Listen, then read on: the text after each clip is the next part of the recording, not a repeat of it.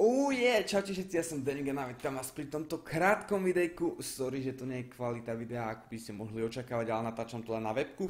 Chcel som vám v tomto videu len opísať a oznámiť, že som bol v Markíze v priamej reportáži a ako sa to vlastne udialo, ako som sa tam dostal, o tom si už povieme teraz. Takže začalo sa to vlastne tak, že bol piatok 13. zobudil som sa a mal som ísť na opravný zápočet do štatistiky. Bohužiaľ vonku pršalo, nechcel som zmoknúť a za ďalšie som nebol nejak perfektne naučený štatistiku. A tak som sa rozhodol, že v ten deň školu vynechám a pôjdem s rodičmi radšej darovať krv, nakoľko v piatok 13. mája 2016 bola hutnícka kvapka krvi, ktorú vykonáva US Steel každý rok.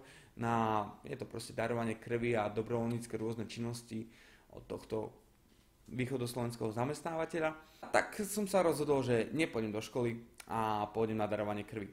Ako každý rok, tak som vedel, že tento rok pri hutníckej kvapke krvi bude fotograf, budú tam noviny o celý východu, bude tam kameraman.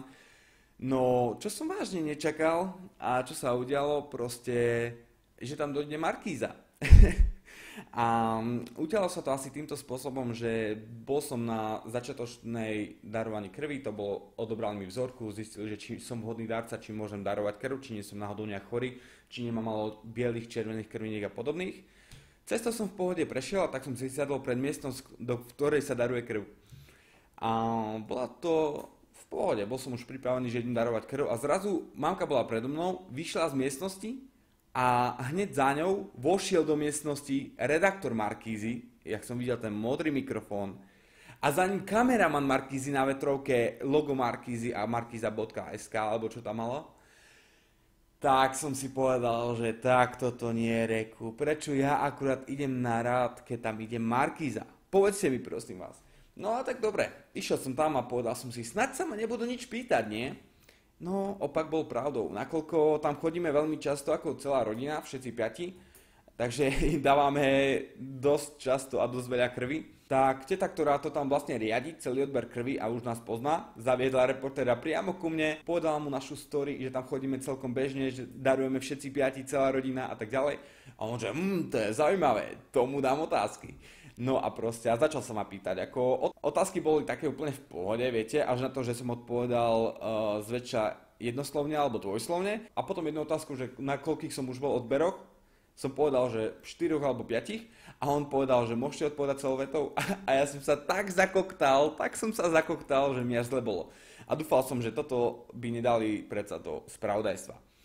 No a potom povedal, že táto reportáž bude v televízii v sobotu, pretože v sobotu ešte sú nejaké akcie dobrovoľnícke, na ktoré pôjde, ktoré nahrá a potom to vlastne celé zostria do reportáže. A že dobre, nie? Tak my sme v sobotu pozerali televízne noviny, pomedzi to sme pozerali, myslím, tvár má známy hlas Českej republiky. A pomedzi to sme občas prepli na Markízu a raz sme prepli a akurát tam bola reportáž o hutníckej kvapke krvi. A ja som sa tak smial, ale som sa schválne na to pozrel, či tam budem, či ma tam zaradili a ako to bude vyzerať. Ako to vyzeralo, záznam môžete nájsť v archíve Markíza, je to z dátumu 14.5.2016 a reportáž, ako začína, vám pustím teraz, aspoň do chvíle, kým tam budem ja. Dobre, takže užite si to.